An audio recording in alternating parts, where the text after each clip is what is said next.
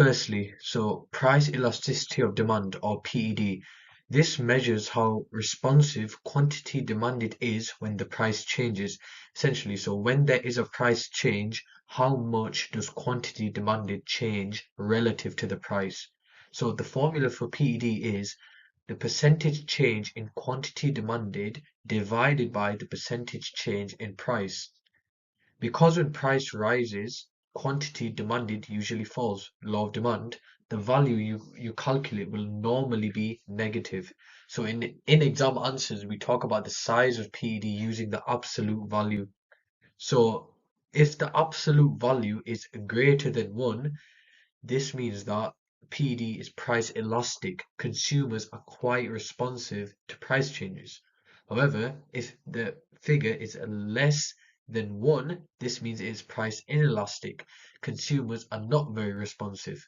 And if it equals 1, this means unitary elasticity or it's unit elastic. For example, if a 10% rise in the price causes only a 5% fall in quantity demanded, PED would be minus 0.5 because it's minus 5% over 10% minus 0.5, which is inelastic. If the same price rise caused a 20% fall in quantity demanded, PED, you plugging it into the equation, would be minus 2, which is elastic. The question is, why do firms and governments even care about PED? So this is mainly because of total revenue, which is simply price times quantity sold. So if demand for a product is price inelastic, as shown in this diagram here, so that means the PED value is less than 1, then a rise in price would only cause a proportionately smaller change in quantity demanded. So the price goes up by a bigger percentage than quantity falls, so total revenue increases. So on the other hand, if you cut prices when the demand is price inelastic, this actually reduces total revenue, as shown here. So if price is price elastic, as shown here, if demand is price elastic with a value greater than 1, it works the other way around. So a rise in price leads to a larger percentage fall in quantity. So the firm's total revenue would actually fall because consumers are more responsive to price changes. So in that situation, if the firm wants to increase revenue, it would need to cut prices instead. So this is why governments often put high indirect taxes on goods where demand is price inelastic, such as cigarettes, sugary foods, demerit goods, or even petrol. So as shown in these boxes, so for the elastic good, if they were to decrease the price, P1 to P2, the larger box represents the revenue gain, however, the smaller box represents the revenue loss. Similarly, for the inelastic curve, if firms were to increase prices, the larger box would represent the revenue gain and the smaller box would represent the loss in revenue. So, what actually determines whether demand is price elastic or inelastic? So, there are a few classic factors you should already have ready for your essays using this acronym SPLOT. So, firstly, you have the number and closeness of substitutes. So, the more alternative products consumers can switch to, and the closer the substitutes are, the more elastic demand will be, hence a higher PED value. So if one brand of bottled water becomes expensive, you can easily pick another, but you can't easily substitute insulin, let's say if you're diabetic. So that's very inelastic on the other hand. So the second part of it, or second determinant, is the percentage of income spent. So goods that only take up, let's say, a tiny share of income, like salt, let's say, will have a very inelastic demand. So most people won't bother changing behavior for a small saving. But let's say if it's a greater percentage of your income, so let's say big ticket items such as holidays, cars, this means that a price change has a much bigger impact on the consumer's budget, so demand would be more elastic. Hence, consumers would be more responsive and they're more willing to switch producers. So next we have the necessity versus luxury determinants. So essentials such as basic food, utilities, electricity, or heating, they tend to be price inelastic because people need them regardless of the price. However, luxuries like, let's say, designer clothing or high-end electronics are more price elastic. So that means quantity demanded changes proportionately greater to the price change. Also, you have the time period. So let's say in the short run, it's harder to change habits to find alternatives. So that means demand is more inelastic. However, in the long run, consumers have more time to adjust and there are more substitutes to be explored. So this means demand is more elastic. They're more responsive to the price change. And also you have kind of the last one, which is if the good is addictive or habit forming. So products that people are addicted to, let's say cigarettes, or buyout of habits, or like such as daily coffee, these typically have inelastic demand because consumers find it very hard to cut back when price rises. So all in all, so in a long question, you should pick two or three of these and then apply them to a specific product to get your analysis marks. You don't need to mention every single determinant here. Linked into this, why does PED really matter for business decisions or business significance of knowing the PED value of their products? So if a firm knows demand for its products is price elastic, meaning that the value is greater than one, then a price reduction would lead to a proportionately larger increase in quantity demanded. More consumers would want that product. So overall, total revenue should rise. But if demand is price inelastic, whereby the PED value is less than one, the opposite is true. So a price increase raises total revenue because consumers don't reduce the quantity very much. And this is the core link between PED and pricing strategy. So let's say in international markets, the firms often face a fixed world price. So this means they cannot decide their own selling price. There could be a monopolist or a large multinational that is essentially setting the price in the market. A prime example of this could be vanilla producers. So, if the global market sets the price for them, what can a firm actually do if it expects the world price to fall and it knows demand for its products is price elastic? So, this means it can prepare by adjusting its output decisions. So, if a price fall of its product is expected to stimulate a large rise in global demand, the firm can essentially increase its stock levels, raise production, and essentially hire more labor and expand capacity. So it's ready to meet the surge in demand.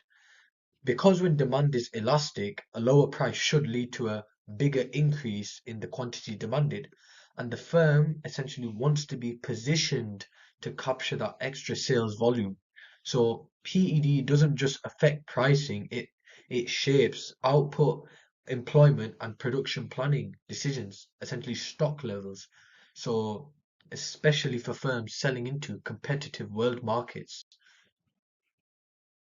The income elasticity of demand, or YED. So the definition I've put here is it tells us how sensitive demand is to changes in consumer incomes or the responsiveness of quantity demanded to an income change. So the formula I've listed here is percentage change in quantity demanded over the percentage change in income. So the key thing with YED is to focus on the sign and the size because it's not like PED. PED always has a negative value. However, YED it can have both a positive and a negative value, which implies a different nature of the product. So let's say the YED is positive. This means that the good is a normal good. So as incomes rise, demand also rises. Linked into this, if that positive number is greater than 1, as shown here, demand rises more than proportionately. So it's a luxury normal good. And if it's between 0 and 1, we treat it as a necessity. So demand increases but slower than income. And finally, if YED is negative, this implies the good is an inferior good. So as incomes rise, demand for that good actually falls because consumers switch to higher quality options. For example, spending on, as listed here, spending on restaurant meals usually has a high positive YED. When people feel richer, a positive wealth effect, they'll eat out more. Also, spending on basic bread essentially has a low positive YED. It goes up a little as incomes rise. But demand for cheap, like instant noodles, might fall when incomes rise, giving it a negative. YED. And firms could also, knowing this YED value, again, they could influence the stocks, output, and the employment levels if they know their customers' YED levels by focusing on their advertising, brand development, and essentially to stimulate demand based off their target market. So, cross elasticity of demand, or XED, this measures how responsive the demand for good A is to a price change of good B. So it tells firms whether goods are either complementary goods or substitute goods and how strong the relationship is.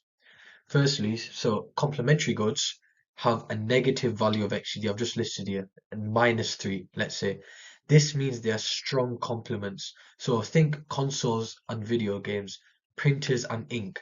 So for complements, firms can use strategic pricing. So reducing the price of good A can significantly boost demand for good B, which ultimately increases overall revenue across the bundle. This is called bundle pricing. So this is why you often see cheap consoles but expensive games, or things such as discounted coffee machines but high-priced pods, the pods for the coffee machines. So firms may use bundle deals or even joint promotions or even loss leaders to stimulate complementary demand. However, if the price of the complementary good, let's say the price of printers, rises too much, demand for the other good, ink, would fall subsequently. So the second thing is substitute goods, which has a positive XED value. So let's say a value of +3, this means they are close substitutes. Think Coca-Cola versus Pepsi. So a firm wanting to maximize their total revenue might reduce its price. So the large rise in quantity demanded would outweigh the price cut. However, this comes at a danger of price wars and where all firms continuously undercut each other, especially in the oligopoly market structure. So this essentially would lower industry profitability. And so that's why firms would rely heavily on non-price competition, such as branding, product quality, consumer loyalty schemes. So if they um, are involved in non-price rivalry, this would reduce the closeness of substitutes and make demand less price sensitive to changes.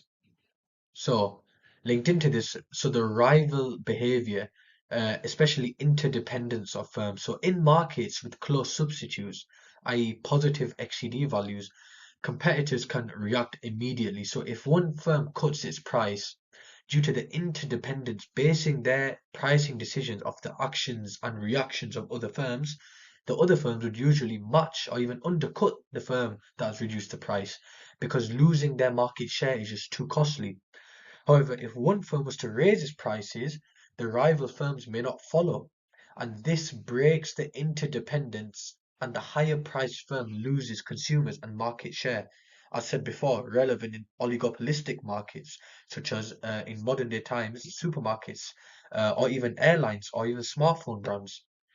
So, what does this mean for, again, linking back to the operational production decisions such as stocks, output, and employment? So, when firms expect demand to be high, for example, after reducing prices or because complementary demand is rising, they know their goods have a negative XCD value, they must prepare operationally. So this may involve to increase their stocks, even though there's enough inventory, just in case. So they could increase output or even hire more labor and improving productivity to meet demand without letting their costs essentially spiral out of control. So in retrospect, XCD isn't just a theoretical concept. So firms use it to plan pricing strategy, their competition strategy, and their production levels.